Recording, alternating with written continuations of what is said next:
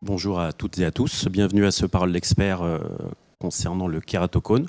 Je suis ravi d'être en présence avec le docteur Olivier Prison, qui, non sans rappeler, est chirurgien à la clinique de la Vision à Paris, spécialisé en chirurgie réfractive, et aussi chirurgie du kératocone, et aussi en quelque sorte aussi avec le traitement des anneaux intracornéens. Donc à ce sujet, docteur Prison, quel est le principe de la chirurgie conservatrice du kératocone ? Alors, la prise en charge du kératocone, longtemps, ça a été l'équipement avec des lentilles de contact. Et quand les lentilles n'étaient plus supportées par les patients, on passait directement à la greffe de cornée.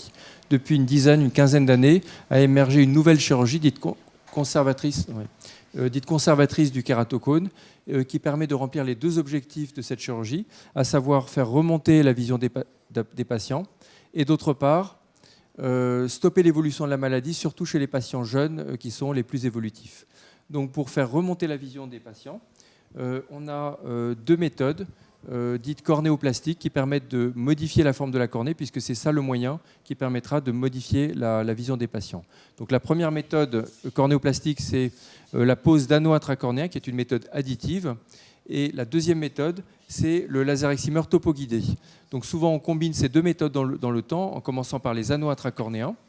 Et la combinaison de ces deux méthodes vont permettre de fortement améliorer la géométrie de la cornée, ce qui indirectement améliorera la vision des patients. Concernant le deuxième objectif, qui est de stabiliser l'évolution, on utilise ce qu'on appelle le cross-linking, qui est une méthode qui permet, dans 95% des cas, de stabiliser l'évolution du kératocone. Le cross-linking, dans notre protocole à nous, on le fait en même temps que le laser excimer topoguidé, donc dans le cadre de la deuxième étape de cette prise en charge. On le fait en même temps parce qu'il y a une synergie entre le laser et le cross-linking, à savoir la photoablation au laser de la membrane de Bowman permet de faire pénétrer plus facilement la riboflavine et renforce l'efficacité biomécanique du cross-linking. Donc en pratique, on fait dans un premier temps les anneaux intracornéens et dans un deuxième temps le laser excimer topoguidé avec le cross-linking. Et même si le patient n'est pas évolutif, on fait quand même le cross-linking, puisque dans notre expérience, quand on a fait le laser topoguidé seul sur ces cornées kératoconiques, même si elles n'étaient pas évolutives, parfois ça a déclenché une nouvelle évolutivité. Donc on fait dans ce cas-là le cross-linking en préventif. Très bien. Comment les anneaux, justement, permettent-ils d'améliorer la vision ? Alors les anneaux sont des petits dispositifs en PMMA qu'on insère dans l'épaisseur de la cornée après avoir préalablement réalisé un tunnel intrastromal à l'aide d'un laser femtoseconde. On va insérer les anneaux dans le tunnel et ces anneaux vont permettre d'améliorer la vision en agissant sur la forme de la cornée. En effet, il existe un parallèle étroit entre la géométrie de la cornée et la fonction visuelle. Donc le premier effet des anneaux, ça va être de réduire le kératocone et ça va être également de le centrer si toutefois il est décentré. Ce qui, sur le plan visuel, permettra de réduire les aberrations d'ordre supérieur, qui sont nombreuses dans le kératocone, et ce qui permettra donc de faire remonter la meilleure acuité. Le deuxième mode d'action, c'est un effet torique. C'est-à-dire les anneaux, certains anneaux peuvent avoir un très fort effet torique sur la cornée. Notamment les anneaux qui ont une longueur angulaire courte, à savoir les anneaux de 120 degrés principalement. Donc vous voyez que sur cet exemple, on passe de 10 dioptries directes à 2 dioptries directes, soit 8 dioptries d'effet torique qu'on peut obtenir avec les anneaux. Donc un très fort effet torique avec ces dispositifs. Et enfin, le troisième élément, c'est les anneaux vont toujours aplatir la cornée. Alors d'une manière variable selon le type d'anneau et selon leur épaisseur, mais cet aplatissement de la cornée, cette réduction de la kératométrie permettra de réduire la myopie d'environ 2 à 5 dioptries selon les anneaux utilisés. Très bien. Dans tout ce panel d'anneaux intracornéens... Il y a ensuite une diapositive. Voilà. Ah, pardon. Toujours dans le cadre de l'amélioration de la vision par les anneaux sont caractérisés par plusieurs paramètres. La longueur angulaire, dont on vient de dire que plus elle est faible, et plus l'anneau aura un effet torique, et au contraire, plus la longueur angulaire est longue, plus on tend vers un anneau circulaire, et plus on aura un effet d'aplatissement et de réduction de la myopie. Le deuxième paramètre important, c'est l'épaisseur de l'anneau. Plus l'épaisseur est importante, et plus on aura un effet marqué sur la géométrie cornéenne, et donc sur la vision, et inversement. Troisième paramètre qui n'est pas représenté ici, c'est le diamètre de la zone optique de l'anneau. Il existe plusieurs zones optiques, donc on a des anneaux de 5 ou de 6 mm. Plus le diamètre de la zone optique de l'anneau est petit, et plus on aura un effet de régularisation. Donc ils seront à utiliser en priorité sur les kératocones avancés.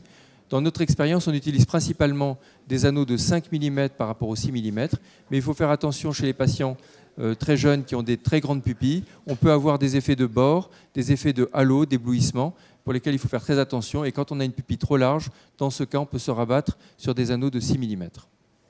Très bien, merci.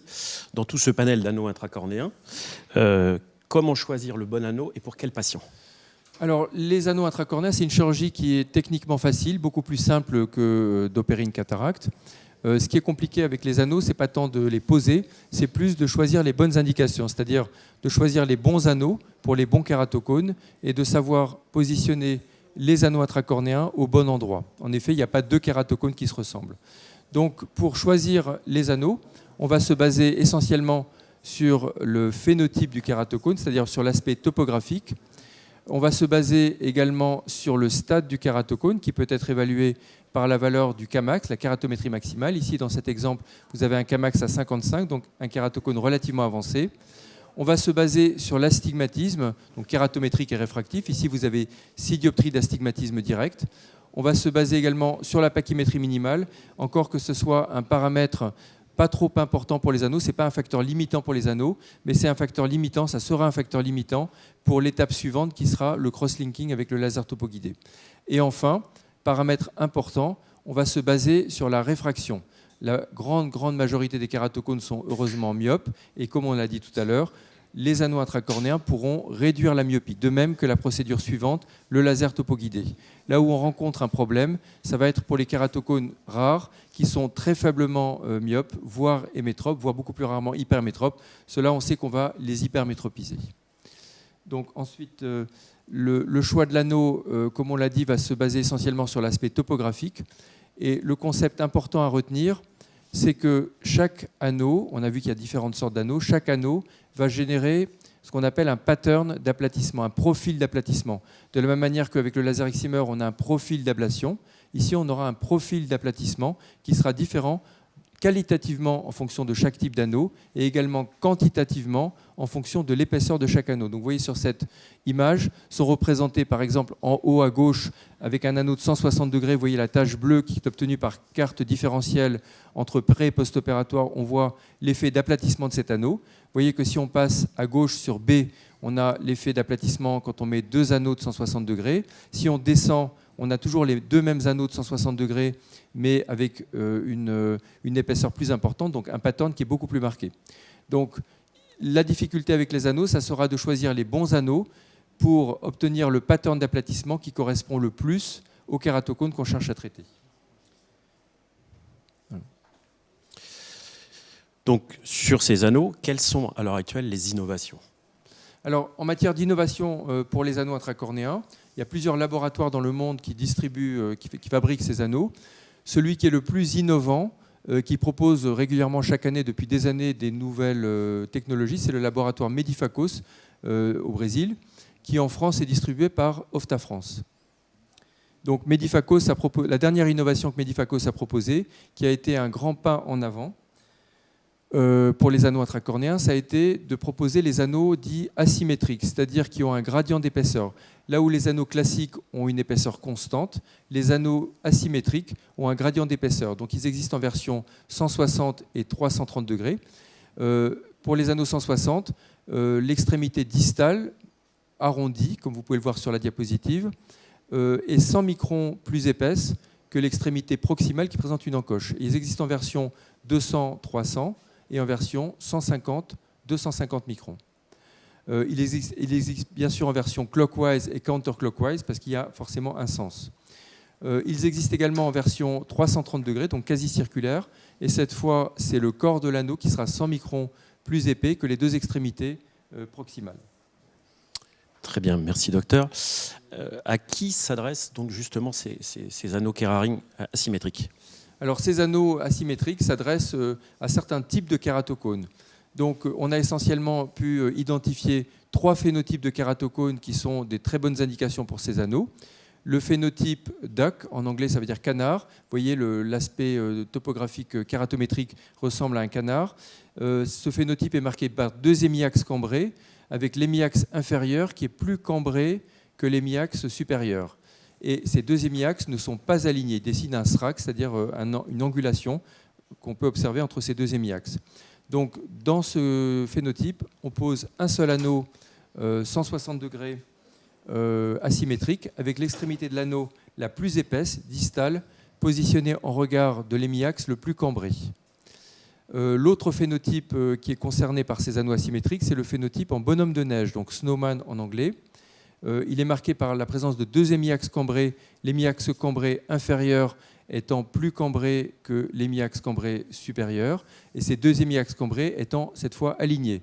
Donc dans ce phénotype, on va le traiter en positionnant 2 anneaux asymétriques avec les 2 extrémités distales qui vont pratiquement se toucher en regard de l'hémiaxe cambré inférieur qui est le plus cambré.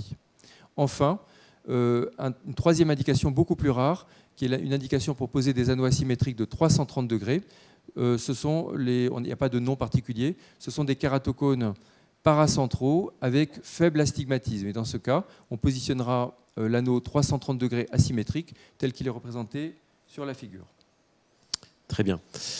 Qu'apportent-ils de nouveau ces anneaux asymétriques, Keraring? Alors, comme on l'a vu tout à l'heure, les anneaux intracornéens, on les choisit en fonction du pattern d'aplatissement qu'ils vont pouvoir apporter pour pouvoir traiter un kératocone donné. Donc, on avait un certain nombre de patterns d'aplatissement avec les anneaux classiques, et l'émergence de ces nouveaux anneaux asymétriques, l'intérêt, c'est que ça apporte des nouveaux patterns d'aplatissement. Vous voyez sur la partie gauche de l'écran, les 3 taches bleues, qui sont typiquement des dessins qui viennent un peu en miroir des kératocones qu'on cherche à traiter, des 3 indications dont on a parlé. Donc ils enrichissent l'arsenal thérapeutique préexistant de ce qui existait préalablement.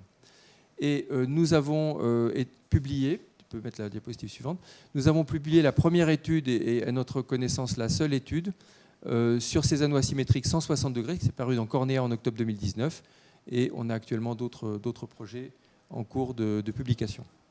Très bien, merci docteur Prison. Je ne sais pas s'il nous reste encore un petit peu de temps ou pas. J'avais juste une petite dernière question.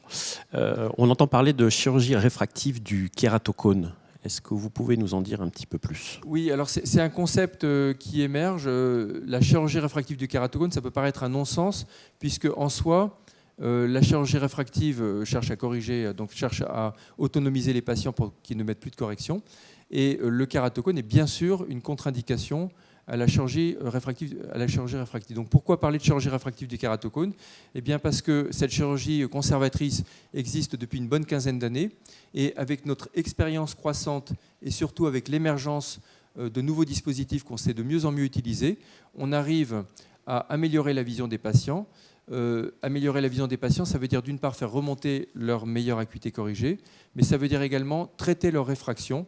Et avec notre expérience et l'émergence des nouveaux dispositifs, on arrive à avoir de plus en plus de précision et à approcher, tout au moins chez certains patients, à approcher de plus en plus une réfraction hémétrope. Et la grande majorité des patients kératoconiques, même s'ils ne viennent pas pour une chirurgie réfractive, demandent invariablement si, après cette prise en charge, ils pourront bien voir sans lunettes. Et donc, en fonction du pronostic qu'on a, en fonction de tous les paramètres qu'on a cités, on peut leur apporter une réponse. Mais souvent, on leur apporte une réfraction qui est très proche de l'hémétropie. Donc, d'où le concept de chirurgie réfractive du kératocone. Parfait. Merci beaucoup, docteur Prison. Je vous remercie infiniment de cette participation pour ces explications et cette expertise sur les anneaux intracornéens Keraring asymétriques. Merci beaucoup. Merci à tous.